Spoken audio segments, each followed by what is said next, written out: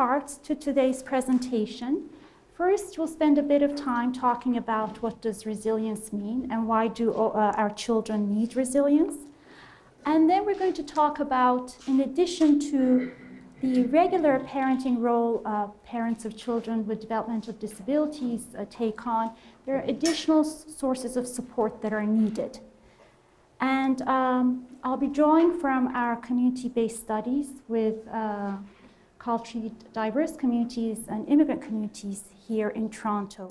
Okay, so there's really, I guess, three main parts, talking about resilience in children in general, and then moving on talking about what happens when parents have children with developmental disabilities, some of the additional supports that are needed from different service sectors.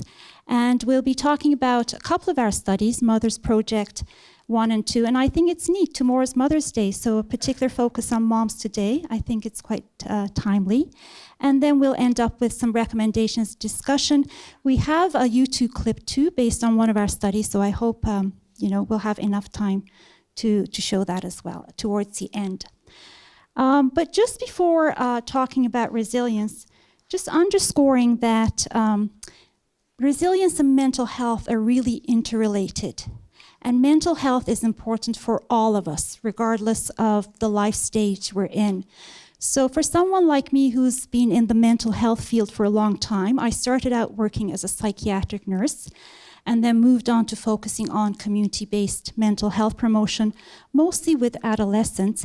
It's really exciting that compared to 15, 20 years ago, more people are talking about it outside the mental health system.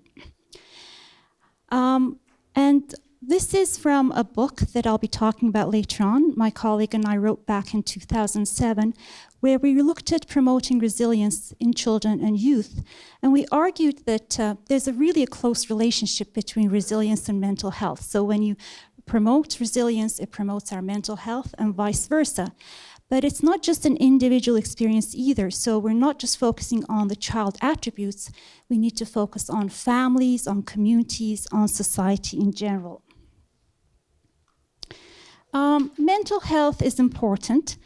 And it's important regardless of whether you live in a low-income, middle-income, or a high-income country such as Canada. Worldwide, 10 to 20% of children and youth are affected by mental health problems, and the rates are similar across countries. The risk factors appear to be the same. Prevalence rates may actually be higher than what's captured here, as Keeling and others describe, because they don't include intellectual or developmental disabilities, which is the focus of our presentation today. But regardless, the evidence shows that if we invest early enough in children and adolescents, it does have very good outcomes later on in adult life. In the Canadian context, again, not dissimilar to the previous slide, 10 to 20% of youth are affected by mental illness or disorder.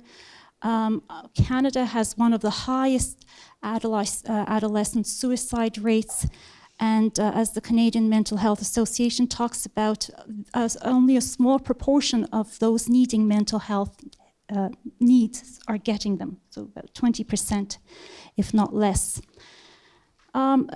Just moving down to our own context, to the local level, Ontario, again, 20% of Ontarians will have a mental health problem at some point in their lives, and 1 in 40 Ontarians will have a serious mental illness. So back in 2011, the government launched this Open Minds, Healthy Minds, Ontario's comprehensive mental health and addiction strategy, and that's continuing. It's a 10-year strategy to deliver mental health and addiction services in an integrated way. Right at the outset, it indicated that the first three years of the strategy and its funding investments will be on children and youth. So as you can see from the goals that it identified, resilience and inclusive communities was one of its areas of focus. And for those of us in the resilience field, when we see policymakers talk about resilience, it's very exciting because, as I will argue, resilience is not just about the individual having personal strengths. It's about all of us coming together and helping each other. So what is resilience? I'll spend just a couple of minutes on the different definitions and perspectives, but as you will see from all of these, what's entailed in them is that our resilience develops in the face of adversity and challenges we face in life. It doesn't develop because we don't have any stressors and everything is perfect as it is. Embedded in all definitions of resilience is that there's a challenge, there's an adversity, but because of processes, we're able to adapt well and even become stronger at the end of it. So Joubert and Roburn talk about resilience as the capacity to cope with and bounce back after the ongoing demands and challenges of life and learn from them in a positive way. Waller talks about positive adaptation to adversity, what I just mentioned, not the absence of vulnerability. So some of the most resilient folks I know are folks who we would call vulnerable or are at high risk, but these young folks and their families are highly resilient. Maston, who comes from psychology and has written a lot about resilience, first talks about it as a class of phenomena that are characterized by good outcomes in spite of serious threats to adaptation or development. And then later she talks on about it more from a systems level. It's the capacity of dynamic systems to withstand or recover from significant disturbances. So just to remember that there's two components. There's a challenge, there's an adversity, and it's how we react and adapt to that adversity in a positive way that defines resilience. Needless to say, there are different perspectives on resilience, and actually original work from resilience came from the psychiatry field, where researchers and professionals observed that some children, despite their very difficult early childhood years, perhaps there was severe neglect, severe abuse. Despite that, some of these children over time adapted very well and had very good outcomes despite what we would have predicted for them at that point in time. So the whole resilience field and a focus on what happens to, why do some people do well in spite of their circumstances emerged. Later on, as the field developed, in addition to psychologists and psychiatrists and mental health professionals focusing on it, those outside it, such as sociologists, social workers, contributed to it, so provided a bit of an ecologic or ecosystemic perspective. Ongar is from social work, and he does fantastic work. He's at Dalhousie on applying a constructionist, or what he calls a postmodern interpretation of what youth do in difficult circumstances to deal with the challenges they have. So there's a lot of interesting research being done in this field, and I'll present a framework that we developed a couple of years ago that applies a systems perspective towards the end of this presentation as well. So promoting resilience, and this applies to all children and youth, so just to underscore. Back in 2007, my colleague, Dr. Tatiana Barankin, and I wrote a book published through CAMH, that's the Center for Addiction and Mental Health. And it was really geared towards a population of parents, youth themselves, school teachers, policymakers. So it was written in a way where the language is accessible to diverse audiences. And both Tatiana and I have presented all over as a result of it, and it just confirms to us that there's a lot of interest in making sure that our children grow up resilient across sectors. So here we applied a systems perspective, and we looked at what are the attributes of individual children or youth who we might call resilient, what are some of their family attributes, and we introduced some of new ideas, we thought, around environmental and the social context of resilience. So I will very briefly go through those. In terms of individual factors, we know from a large body of literature from psychology, psychiatry, mental health field, that these are not necessarily factors one is born with. It's actually a combination of inborn and learned characteristics that children develop over time. So for those of you who may have several children, you know that infants' temperaments can be quite different from one infant to another. Learning strengths are, again, our capacities that we have that develop over time. How we handle our feelings and emotions is important. Self-concept, our whole notion of ourselves, our identities, our self-esteem. Self-esteem is tied to many positive mental health outcomes and positive healthy behavior in youth. Ways of thinking, whether our internal dialogue is positive or negative, undermining ourselves. Adaptive skills, what do we do in terms of uncertainty, our flexibility to adapt to change.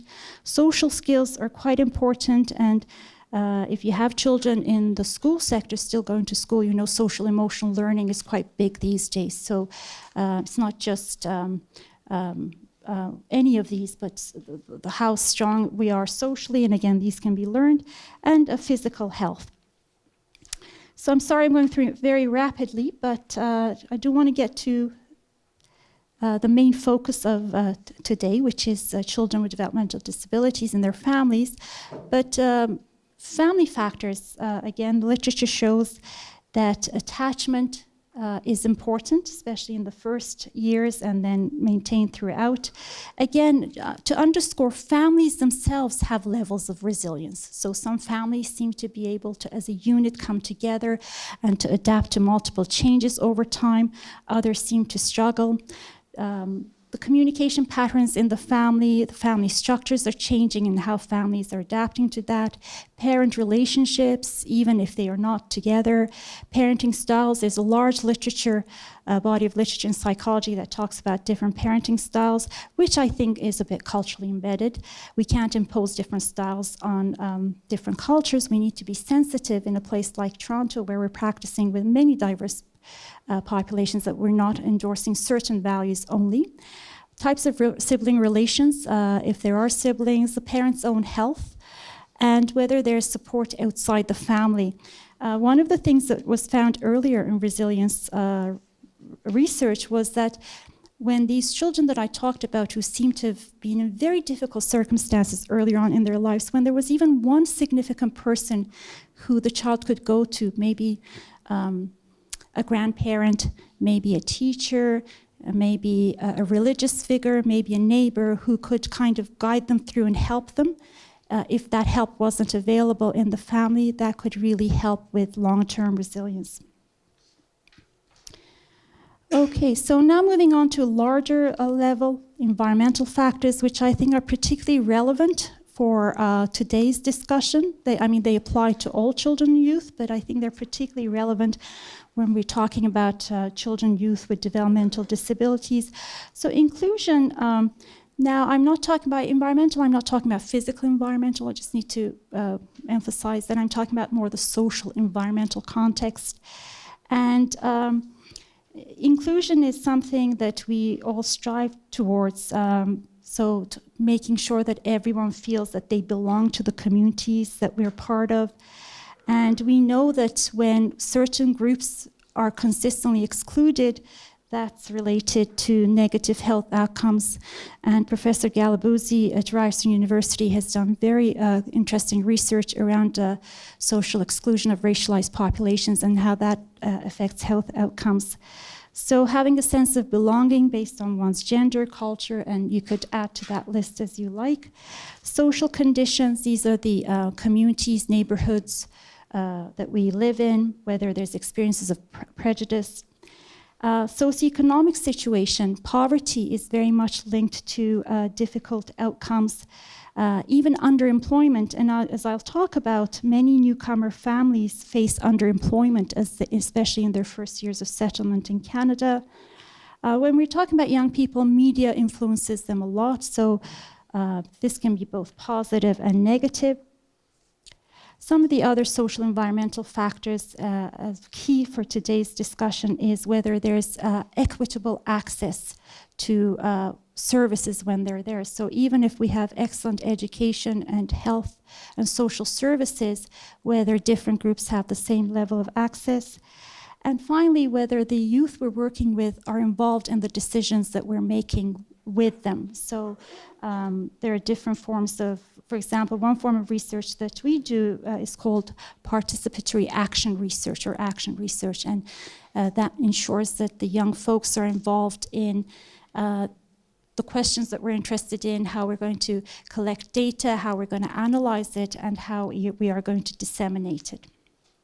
So it's really, when we're taking a bigger look at resilience, it's trying to put it all together, not just focusing on the individual, not just focusing on society, but trying to come up with ways where we are able to recognize and respect all of these influences.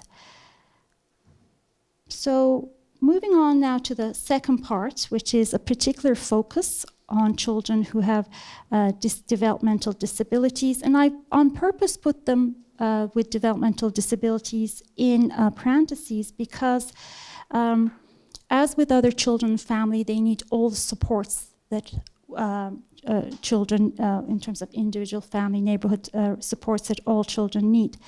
But there is need for specific social and inclusion strategies that the children and families with developmental disabilities need, that we need to emphasize. And so we are engaged in a program of research where we apply an intersectional approach to our study. That means we pay a particular close attention to immigration, to gender and disability. And that's an example of what I'm talking about, which I'll have on a slide later on. But we're looking at how gender comes and intersects with one's newcomer immigrant status, with one's whether you're father or mother, whether you're a long-term immigrant, whether you were Canadian-born, and we're looking at what parenting, how parenting is shaped in this context. Just before we move on, I do want to highlight that we all have the same right to health. So this is the law. We all have a human right to health. Back in 1948, that first bullet point was the Universal Declaration of Human Rights, that we all have the right to a standard of living that's adequate for our health and well-being. And then later on in 1966, the International Covenant on Economic and Social and Cultural Rights talked about the states, governments have to respect everyone's right to the enjoyment of the highest attainable standard of physical and mental health. And more recently, in 1989, particular focus on children, the Convention on the Rights of the Child talks about the right of children to enjoy the highest attainable standards of health and to facilities for the treatment of illness and rehabilitation of health. So when we're talking about working towards inclusive policies and practices, it's a law. It's the international law, it's the state law, and we're not asking for something that's really outside the box. Just for those of you who are not from the developmental disabilities field, just a couple of slides on what this means. So the Developmental Services Ontario describes it very broadly as it's present at birth or develops before the age of 18. It's permanent and it can be on a continuum from mild to severe, and it affects the learning ability of the child or youth. The another definition, which is US-based, is it's a group of conditions that second link should be should be a US link, so that's not from DSO Ontario, but in the US they call it as a group of conditions due to an impairment in physical, learning, language, or behavior areas. About 1 in 6 child in the US has one or more developmental disabilities or developmental delays. So depending on what classification is being used, these are examples of developmental disabilities, but it may be a larger list, it may be a smaller list, depending on how we define developmental disabilities. So you may have heard of some of these disabilities, such as attention deficit hyperactivity disorder, or ADHD, autism spectrum disorder, or ASD, fetal alcohol spectrum disorders, Down syndrome, Fragile X syndrome, intellectual disability, and some will add on other disabilities such as a CP, etc., cerebral palsy, and others. So there are specific supports needed for people with developmental disabilities, and as DS Ontario says, these persons often require more help to learn, understand, or use information than others. Sometimes this can affect their language and social skills. It may also mean that they need help with daily life as well as other assistance to be as independent and successful as possible. But I do want to underscore what they also say, that they can still participate fully in their communities. They can be great athletes, artists, workers, advocates, neighbors, and friends. And I underlined this or highlighted it in red. They're an important part of the community and contribute to the strength of our province. So when one is a parent of a child with developmental disabilities, there are multiple roles that the parents take. In addition to taking a parent's parenting role, there are caregiving roles that are specific to the disability of the child, and there's the ongoing advocacy role that parents take on or significant caregivers take on to make sure that the child or the adolescent has access to the services and helps he or she needs. Just a bit of our journey here at York University in terms of, that's that poster there, how one study informs the other. So back in 2012, we conducted our first project called the Mothers Project, and I'll be talking about the findings of that a bit more. And we were interested in what are the challenges immigrant mothers face to access social services for their children with disabilities. So we knew more about Canadian-born mothers, but not much about immigrant mothers. As we were undertaking this, one of my postdoc students, who has a PhD in psychology from York, and she is Chinese-Canadian background, she then did a qualitative study for part of her postdoc to look at what are the stressors and social supports for Chinese immigrant mothers of children with developmental disabilities. She was also able to do, that was a qualitative one, she was also able to do a quantitative study within a very short period of time, and she looked at experiences of stress, social support, experiences of cultural shame, loss of face, that some of the moms talked about. As we were doing the Mothers Project #1, we came to recognize how little time the moms had for themselves in terms of self-care and health promotion. And so we applied to Women's College and were able to get funding for a specific project that now we started asking mothers, what do you do to promote your own health and well-being? What are your health needs? And we've just wrapped up the analyses around that. But as we were engaged in that, we realized we know even less about immigrant fathers of children with developmental disabilities. And so we carried out a review of the literature. And we then wanted to be able to do a more rigorous design. And so we applied and were funded for our most recent project called the Young Adults with Developmental Disabilities Study. And in this, I'm thrilled to say that we're actually interviewing young adults with developmental disabilities as a part of our sample. Often these persons are not included in research studies, so we're adapting and accommodating. We're interviewing Canadian-born and immigrant fathers and mothers, and we're also interviewing service providers. This is a fairly large community-based qualitative study, so it's very intensive. All of our data gathering is through one-to-one interviews.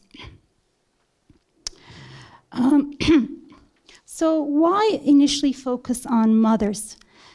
We know from research that most of the care excuse me, for children with disabilities is provided by mothers.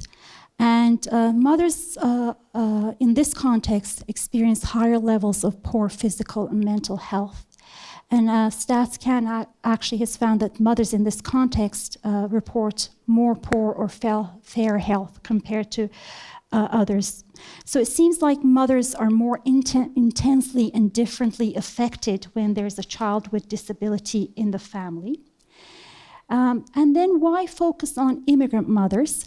We know that newcomers, new immigration poses specific risk factors. Initially, there's social and material disadvantage. Often there's underemployment or unemployment despite very high education levels upon entry to Canada. And then there might be multiple barriers, such as language, etc., to getting the social support one is used to. And it appears that when you have, in this context, a child with a disability, the families can be further isolated. So it increases the challenges in terms of mothering children, especially in the first years of resettlement. In a place like the GTA, Toronto, York, Ontario, we have to be cognizant that we need to include diverse communities as a part of our samples, as a part of our studies.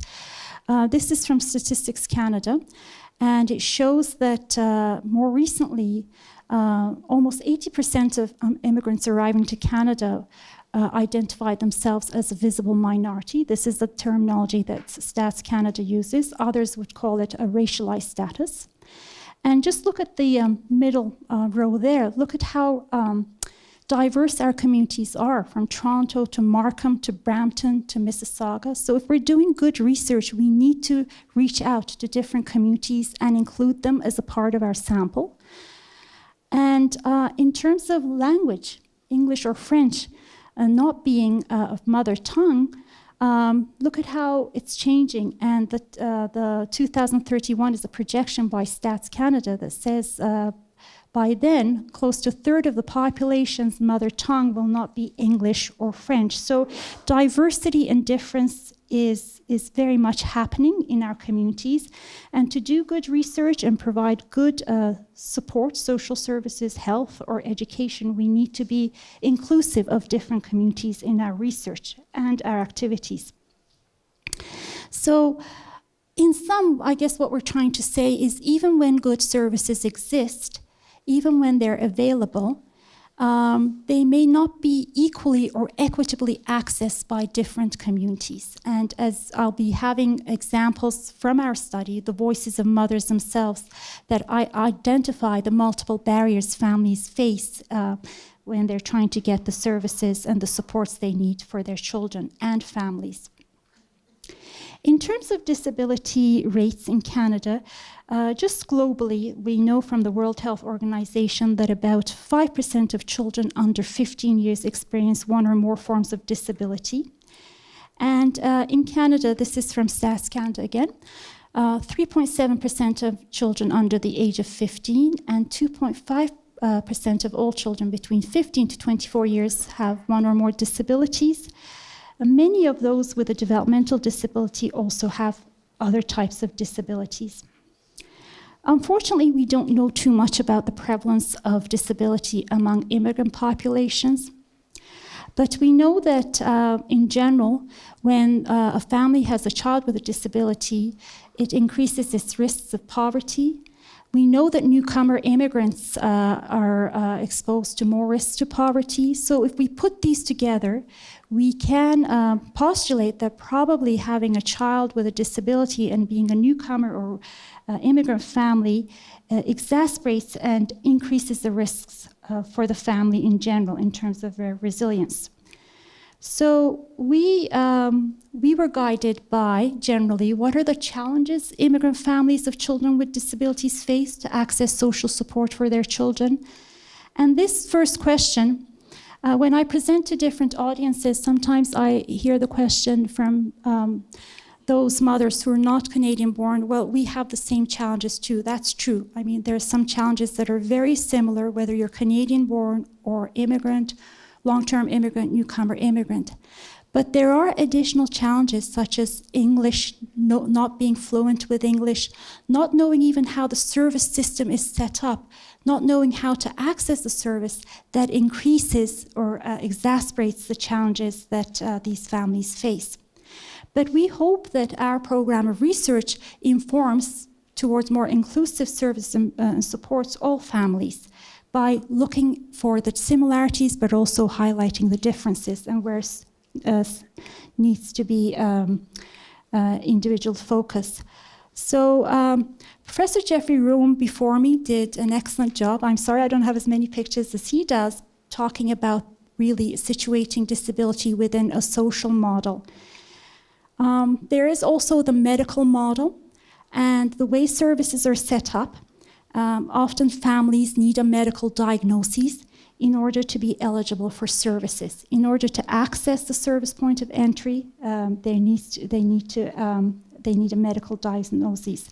The social model is very important in terms of protection of rights and accommodation, and it's a heated debate in the literature, the differences between the two perspectives.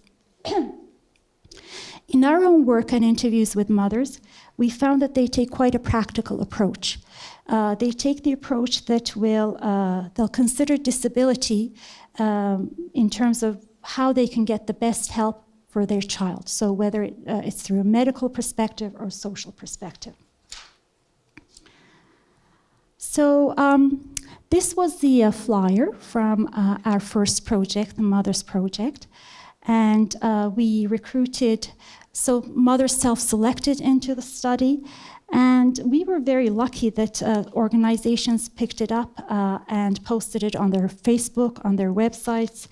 And within a short period of time, we were able to interview immigrant mothers, mostly on the phone, just to accommodate to their very busy time schedules. And also we did purposive recruitment of service providers who are working with immigrant mothers. Just to let you know, we are interested in social support. This is a very large area, so we're interested in social support as defined by House, who provides, helps us in terms of interpreting the different types of support the families need. He talks about structural support as being the availability and access to services, so these can be education, social, health.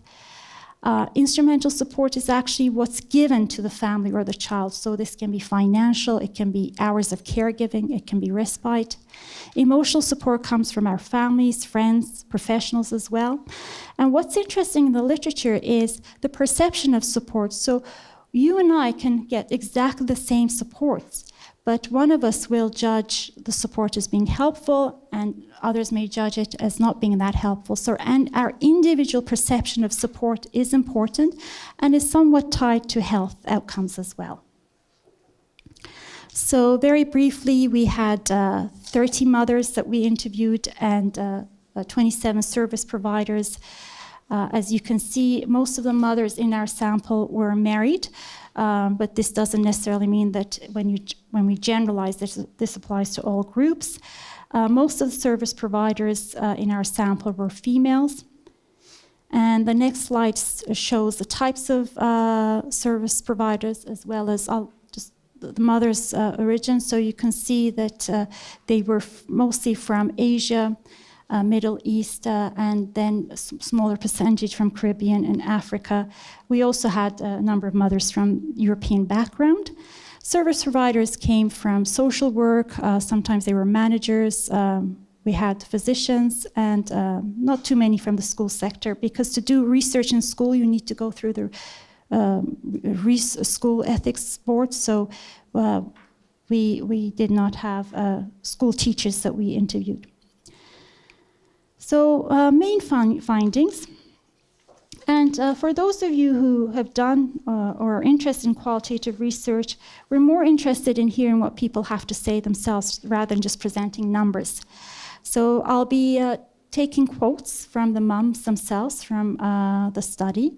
In general, moms talked about services were helpful when they were coordinated and provided under the same roof. So this is one mother referring to a particular agency saying, it's a wonderful place, a lot of help from the staff. They offered speech, occupational therapy, psychologist services for and then they helped on the issue of diet of her child with autism and alternative therapies. So providing coordinated in one place services is very helpful. Unfortunately, that's not how most of the services are set up. And actually, this is a list of all the barriers that the mothers and service providers listed. And I'll give you examples of this in the next few slides. This is a mom from European background, so English is not it's not an issue for her, she says, but the multitude of agencies, services scattered all over the place. There's so many. It took so much time, so much energy, so many services, faxes of diagnoses all over the place. So much. Just one agency to provide proper support to us. Everyone gives you a support booklet and you start digging when you should be taking care of the child. These are examples from service providers, and you can see that they too are sensitive to the tremendous amount of paperwork. The main difficulty is that forms are very long and complicated. It's discouraging. It's like a full-time job, so much work to coordinate things for their children. Another one talks about to help filling out paperwork. Families have difficulty with terminology. What is respite, for example? Maybe they need respite, maybe they don't. They may need help to maneuver through the service delivery system. So it's not just the moms who are aware of the difficulties of navigating through the system, so are the service providers. Here's one from a mother, 8 months on the wait list, so we went with private speech therapy, out of pocket in the beginning, $125 per session. My husband isn't making that much money. Some moms talk about more sensitivity needed on the parts of service providers. More education among service professionals is needed. I got help from others, not professionals. Then you go to the professionals to tell them what's needed. It's the wrong way around. Maybe this is a systemic problem. In terms of support from families and friends, yes, as an immigrant, you don't have close friends from childhood or community. You feel isolated. You exaggerate the negative side and not the positive. With help of family members, it gives you a different perspective and it pulls you out of the negative feelings. So that social, emotional support aspect of coming from families and friends. And support from spouse or partner. One mother said, my husband is supportive of me, but he doesn't interact with the children as much as I want him to. When he comes home, he just wants to relax. Not like me. He's not bearing the same amount of work that I do with the kids. So this actually, comments like this prompted us to, in our later studies, to also focus on fathers or other partners and to get their perspectives as well, especially the issue of not having enough time, led us to this most recent project, the Mother's Health Promotion Project, and we have more details on it on this poster here. But I think what's best is, let me just show you a clip that one of the mothers from our advisory board created as a result of the findings. And I think we're all set up. The following video is a presentation of a project conducted at York University titled Health Promotion for Immigrant Mothers of Children with Developmental Disabilities, What is Relevant? This project is headed by the principal investigator, Dr. Nazila Khanlu from York University. Also, team members on this project are Gail Jones from Carey's Place Autism Services in Central West Region of Ontario, Louise Kinross from Holland Bloorview Kids Rehabilitation Hospital, and Dr. Karen Yoshida from University of Toronto. What is the problem? Caring for children with developmental disabilities contributes to increased levels of parental stress. Parents report poor physical and mental health in relation to families without children with disabilities. Mothers are often primary caregivers of children with developmental disabilities. About 96% of care comes from mothers. Mothers caring for their children with disabilities experience higher rates of poor physical and mental health, stress, anxiety, depression, physical health problems. Also, following immigration, mothers have less social support, which can increase the challenges they have mothering children with developmental disabilities and less time for their own health promotion. What did we want to know? What mothers do to promote their health and well-being, what barriers they face to improve their health and well-being, What helps mothers to have a better health and well-being? This study is a community-based qualitative study. We interviewed 28 immigrant mothers in 3 locations: North York, Mississauga, and Brampton, all part of the Greater Toronto Area. Our study took place between April 2015 until 2016. A total of 28 mothers participated in our study. Country of origin of mothers: 16 were from Asia, 5 from Latin America and the Caribbean, 4 from Eastern Europe, and 3 from Western Europe.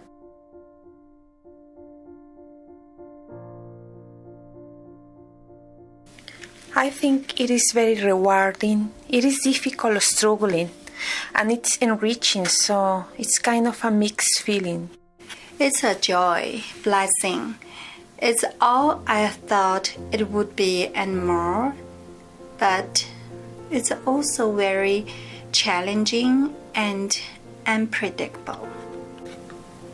I have to say I love being a mom. I particularly enjoyed being a mom of small children. I love them. So generally I feel not good at all, because obviously we are immigrants, so we have also financial and social stress. So there is also other barriers happens because of a disability child.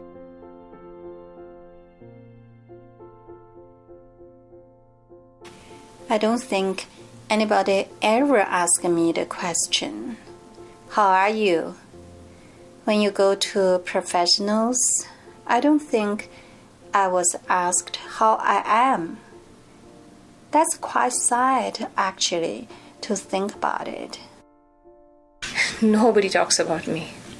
All is about children. I feel forgotten. Health is physical health and mental health. Being healthy throughout your mind, body, and everything. And the whole family, that's what health means. It's not just one thing which matters. Because you need family support. You need friends. You need to take care of yourself. You need to be motivated. You need to go to the gym. You need to eat healthy. You need to make sure your child is doing well, you know? Everything matters, I think. Either more hours in the day. 24 hours is not enough in one day.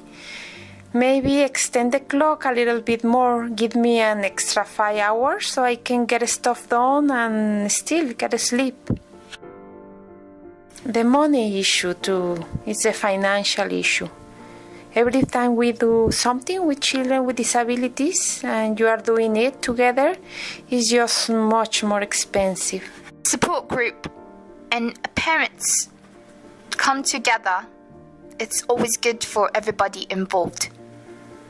My wish would be for that to be centralized and for the person who diagnosed to give you directly, the places where you should go. Not simply printing out the list of 30 agencies and saying, go to them. Like something, I don't know, case coordination. I think having a place for the mothers. It's just like having a place for the children, to focus just on the mother. Just on the mother's well-being. And you knowing that not only your children, so I can feel that I'm doing everything in my power that I can do to feel like, okay, I've taken care of myself. Now I can better take care of my kids.